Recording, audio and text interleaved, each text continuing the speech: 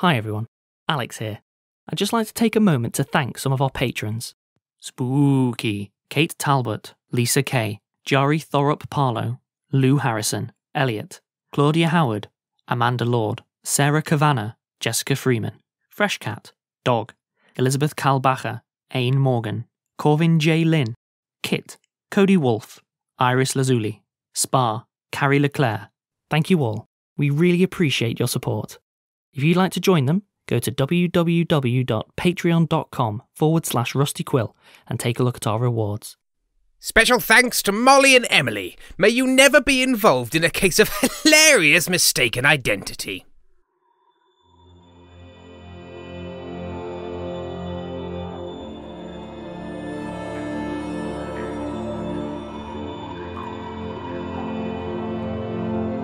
Rusty Quill presents Stellar FIRMA.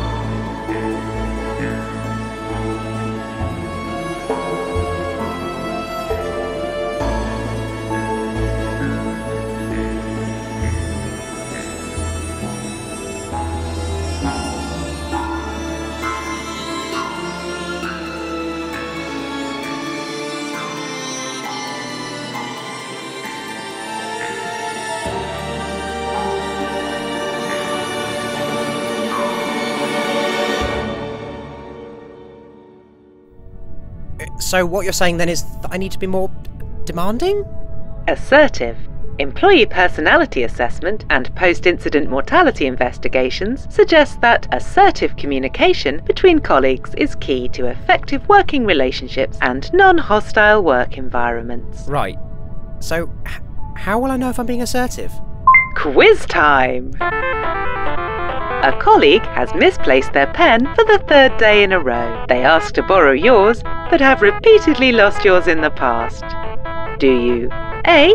Give them your pen and use your own vital life fluid oozing from a wound in your hand to make notes instead? B. Calmly request they requisition a new pen from supplies in full knowledge of the terrible price this will cost them and their loved ones? C.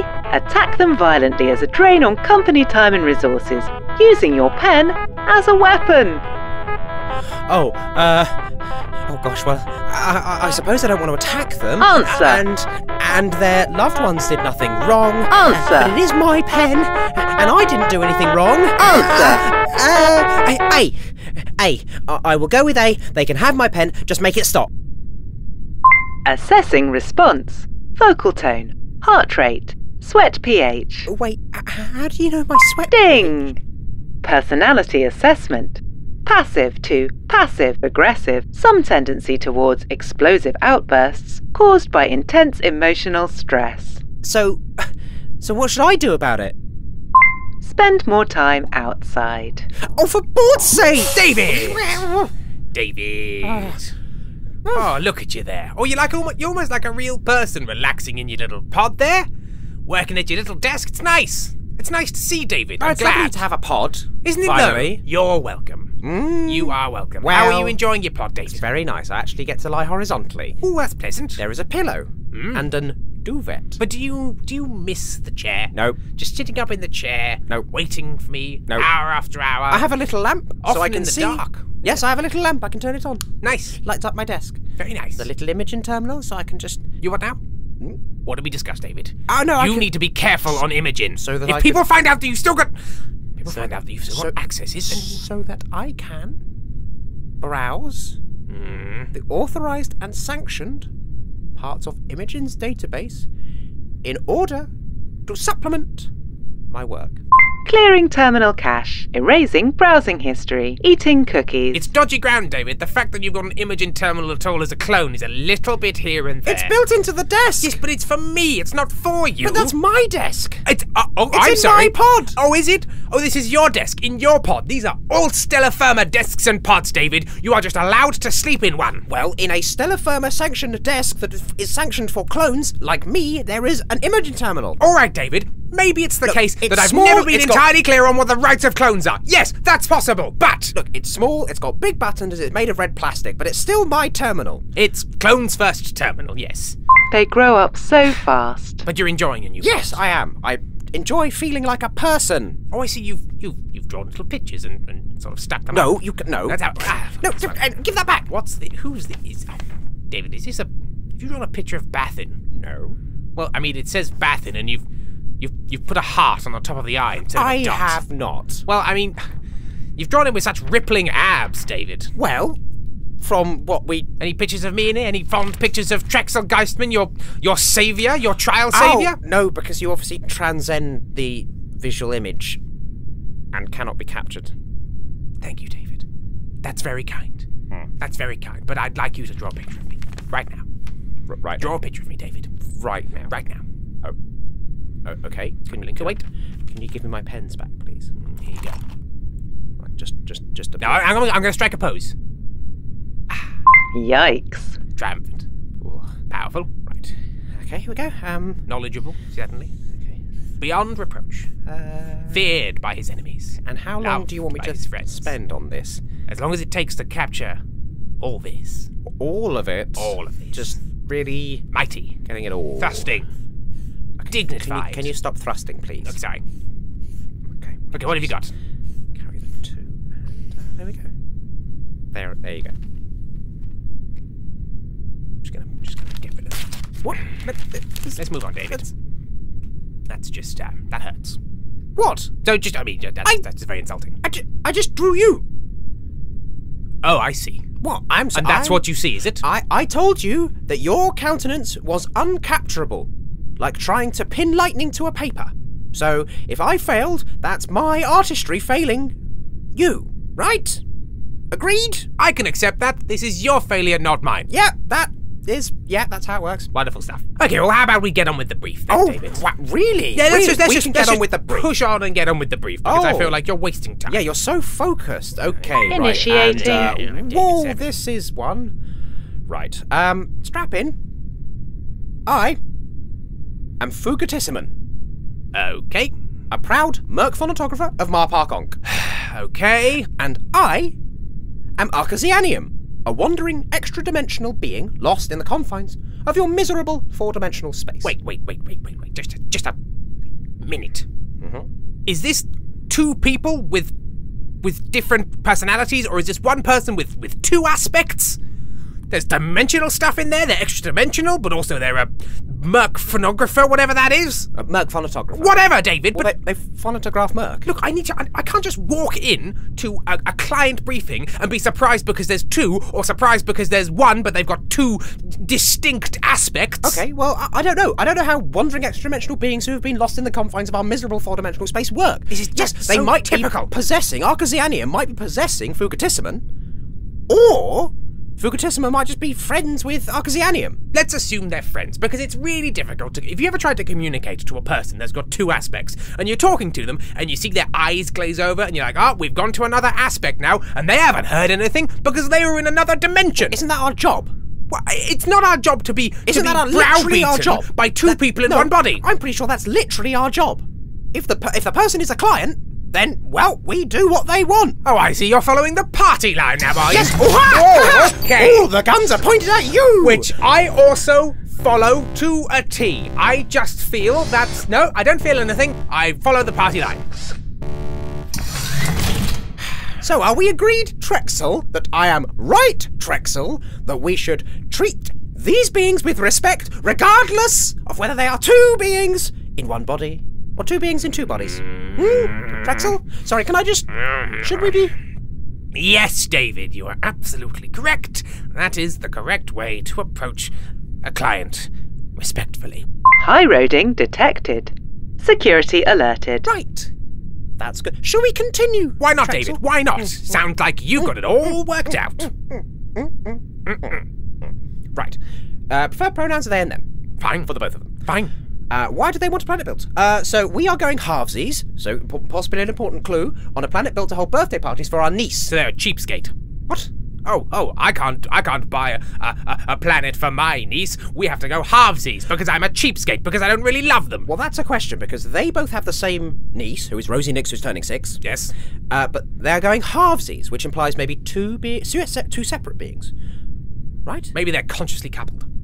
Consciously Consciously coupled beings. Consciously coupled? Yes. What is a conscious coupling? Well, conscious coupling is when you look at somebody in the eyes and go, we're coupled. And unconscious coupling is when you walk by someone and then suddenly realise you know everything about them because you've made a telekinetic bond by accident. Right. It happens more than you'd think. Right. That sounds horrifying. It's real weird. Yes. You're eating food being like, I don't like this food, why am I eating it? And you're like, I've unconsciously coupled with someone. Okay. It's expensive and it hurts. Right, well, let's assume, compromise here, not possessed, not two completely separate beings, a consciously coupled duo super being. Fine. Duo super being it is, that I can swallow. Okay.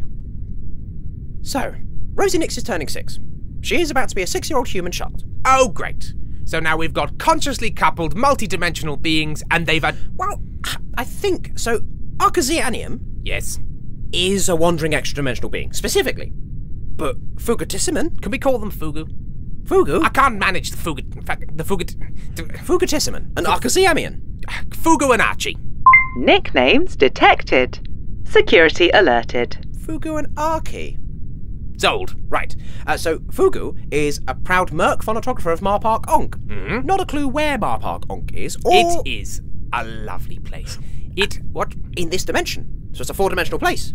Yes, yes, of course. Right, so Fugu. Yes. Fugu is a people person, and Archie is a, well, extra-dimensional people person. Okay. So we've got a mix, Fine. but they've both got a human niece. Sure. Right. Look, it's the modern age, David. People do all sorts of crazy things. Okay, so planet must hold at least 20 children of varying sizes and possibly their parents. Mhm. Parents optional, it seems. Also, if you could please include crepe paper streamers, that would be lovely. I see. Okay, so it's a basic children's party planet. Yeah. Well, we've done a party planet and we've done a marmalade crash on a lava world. So just whack them together. We're done. Well, now that we just designed the planet. Yeah, there we go. That's not our job. What? We are sales, we're selling... I forgot. We're sales now, aren't we? You forgot? Well, you know, I've got a lot on. Really? Mm-hmm. Mm-hmm. And where have you been in the intervening time? Oh, around and about. At The Astral? bar. Yes, well, yes, mostly, but I've been doing work there, David. I've been working on a new thesis. Right, and I'm going to regret this, but what is your thesis, Trexel? It is the concept that maybe I am the actual, literal, physical centre of the universe. Did you internalise the God stuff from yesterday? Well, maybe I left with a bit of a spring in my step. What is your centre of the universe name? Trexel the Mighty. Trexel the Mighty. Well, the mouse thing went down so well. They believed so much that we were a mouse god. Okay. I mean, they did, you're right. They did. Then I went to the Astro Bar and went to the bartender and said, I am your god, give me a drink. And they just sort of sighed and pushed one towards me, which I think means they believed me. So now I'm just going to sit in there looking, deific and hope that people bring me things. Okay, well... Hence the thesis. Well, any extracurricular godhood is not going to help us sell this planet, so let's just push that into a box that we never open again. Fine. A reminder to employees. We make planets, but that does not make you a god. Right, anyway, tell us about your likes and dislikes. So, so this is about Rosie, not about, Because the planet's Fugu for and her. Archie. Yes, I understand. So Rosie enjoys mud, sticks, sweet things, candy, synovial fluids, etc. And bugs, especially slugs. And being tossed very high in the air. She dislikes broccoli and early bedtimes. If you were an animal, what would you be? So they would be the illustrious double-crested beaver with the name Castor cristatus. Very specific, but okay. Right, I don't know what a double-crested beaver is. Well, you know a beaver. What is a beaver? It's hard to describe, really, David. Is that sort of lumberjack thing? It's like a lumberjack, except instead of an axe, you've got a face, and you swing your face violently into some wood. Right, to do what? Who can say? Right, and what happens when it has double crests? Well, this is because the beavers now are quite pompous and have really got into the whole heraldry thing. And not only that, they've got into double heraldry. Here's my family arms and your family arms, and now they're both my family arms, double crest. Well, that makes sense since Fugu and Archie are sort of, well, consciously coupled. It's a consciously coupled crested beaver. So I'm going to assume that is about them and not about Rosie? I understand. Yes, they're actually telling us. What are you? Well, in this dimension, we present as illustrious double-crested beavers. Oh, you think they are a double-crested beaver? Sure. Right. Let's go ahead on that assumption. Fine. So we are selling, because obviously there's two layers, and this is where sales really comes into its own, David. Right. Because there's two layers here. Okay. We are selling to one person, but the planet's for another. Wait. What? What is your greatest strength? Now keep the idea of double-crested beavers in your mind. Keeping it. Can you see one? I can. Okay. Well, their greatest strength is 50 million very strong pairs of ever-shifting arms. Oh, that does change. We can lift slightly. very heavy things. Is that a double-crested beaver? No double-crested beaver I've seen, but maybe they're a special beaver. A special double-crested beaver with millions of arms. 50 millions. They've got to be quite big.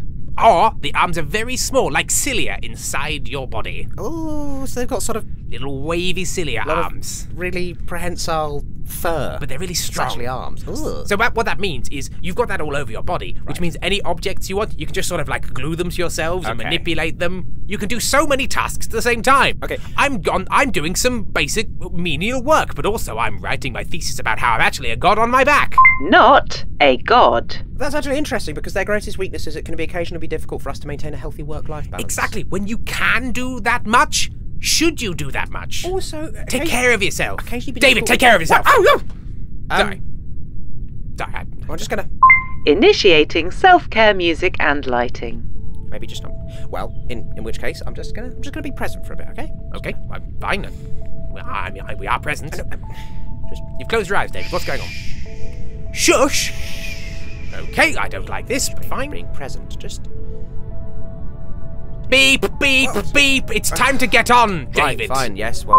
Self-care terminated. Oh, I'm so healthy now. Thanks, Trexel. Great. Right, anyway. So their greatest weakness is it can occasionally be difficult for us to maintain a healthy work-life balance. Now that implies again that they are kind of inside the same physical form, because if they're maintaining a healthy work-life balance, unless it's a problem they both share in exactly the same way, they're kind of phrasing it like they are sort of a single entity with multiple consciousnesses. Guess what, David? You've stumbled blindly into lesson 2 of the Trexel Geisman 10 Steps to Sales Domination program. Okay. Understanding the client. Right. Now, understanding the client is at the core of what we do, because how can you trick someone if you don't understand them? And what is sales if not tricking people into giving you money? Yes, I mean, well, that second part maybe not, but yes, we have been spending quite a lot of this brief trying to understand Just got to all of understand that. pain points, David. And Pain that's where points? the weakness is. So their weakness is they don't maintain a healthy work-life balance. And that's where we get them, David. That's where we exploit them. That's where we grab them by the very nature of their being and squeeze, David, until the pain is too much and they say, oh, here's the money. Because they've got a niece. That's an emotional pain point. And they've got a bad work-life balance. And that's a physical pain point. And we need to jab in there. I was going to try and sort of recap that in a sort of way that explained how bad it was, but honestly, I think you know how bad that sounds. It's not bad, David. Really? It's commerce. It's what we do. Is commerce bad? Oh, Whoa, the guns at me! Whoa now! Caution. What did you expect was going to happen? David, even think slightly about what you're saying. Commerce is great, and Stella FIRMA commerce is brilliant, and money going to Stella FIRMA is the best thing ever! Thin ice. David, are you trying to get us killed? No. Of course, commerce has its less than positive sides at times, but that's what we are. That's what we do. Do we really have to do it so hard? Yes, commerce is like a fight. Somebody else comes into the room, they've got your commerce. You want their commerce, so you've got to punch them in the face, physically and metaphorically. But, so Fugu and Archie kind of came here asking us for a planet, so can't we just kind of give them what they want without manipulating them and threatening their niece? David, sweet, innocent, idiotic David. Okay, well, That's exactly what we have to do. No, They why? don't know what they want. They think they know what they want, but they don't know what they want, so we need to tell them what they want. Don't you remember my shouting lesson from before? Yeah, sure, but, I mean, they've literally asked for what they want. They want a party planet for their niece, That's Rosie basic Nix. stuff. That's She's basic turning stuff. 6! That's basic stuff, David. There's no upsell there. We can knock out a basic party planet at not much expense, and then where are we? No, but we could... Selling at low value. Couldn't we upsell things that they've again asked for without threatening again their niece, Rosie, who is 6? Mm-hmm. She's a lot older than me, actually. Yes. A veritable adult in comparison to you, you child. Oh. All right, fine, David. I'm willing to grow as a person. Unsubstantiated. So let's see if we can combine my unassailable, unfailable sales domination plan with your, shall we say, wishy-washy, paddle arms tactics. Okay, well, I just want to maybe recontextualise my approach a little more. Wishy-washy, because namby-pamby, fluffy bunny just world of David's remember heaven. that we are going to go into a room. Well, so exactly how big was that meeting room? David, we were there yesterday, remember? We were pretending to be gods. Yes, but I was very scared, so I had my eyes closed the entire time. The entire time, David? Yes. I wondered why they kept on looking over at you, really confused. I thought it was because, you're just weird. Yeah, just a scrunch-faced clone. Just a scrunch-faced clone. Nope, didn't open my eyes at all. I'm surprised it worked, David. I'm surprised they bought anything from us with your scrunchy face. Well, maybe they like my scrunchy face. It's sort of, what would you call it? An echoing, intimidating hall of commerce. Right. So Doors twice as high as a human being, ceilings 3 times higher than that. Okay. Giant stone tables, cold, hard furniture, but sumptuous wines and foods. Nom nom nom nom. Okay, so in which case, when we're talking about manipulating them and tricking them and things, I just want to remind you that their self-professed greatest strength Yes. is their 50 million very strong pairs of ever-shifting arms that can lift very heavy things. So if we maybe try and manipulate them and it goes wrong, we will be ripped apart. Now, David, you've hit upon something important. It is a dangerous world, both out there and in here. So when you go into a meeting with a client, you've got to accept the fact that they might murder you. They might just straight up murder you. Before now, you worry about being recycled, you worry about the board, and yes, they are things to worry about. But now, the client might murder you as well. Oh, good. Welcome to More the next things. level. Welcome to the More next things level to worry of about sales. killing me. Brilliant. Okay. And that thrill, David, that's why I love it. That thrill, it just gives me a feeling inside, any feeling at all. And that's why I do it, because it's like flinging yourself off a cliff into a room. You must win the sales, you must win the business, but at any moment, you might be murdered by the person across the table. It's a fight, David. Stripped to the waist and oiled up, you fight! Caution. Dangerous mental images detected. You are advised to remove your imagination. This explains a lot. Okay. So, not dying to the client is good. No client dying for you. Yes. Good. Great. I do not want to die to the client. So, can we maybe just roll back the understanding the client step? How about this, David? How about this? Right. We are trying to understand the client. Yes. And we are doing that to manipulate them, but maybe in a slightly more subtle way than I was suggesting, which will almost certainly involve our body-ripping murders. Yes, so let's say we need to upsell them. Got a basic party planet, right? Yes. So there are many, many things that you can have at a party. Sure. Clowns. Add-ons. Bigger clowns. Massive clowns. Robot clowns. Golden robot Gonda clowns. Well, I've got an absolute load of those golden robot gondoliers hanging around. Once the Imogen stuff was taken out of them, they just went haywire. We had to confiscate so many of them, David, and they are just cluttering up the storeroom.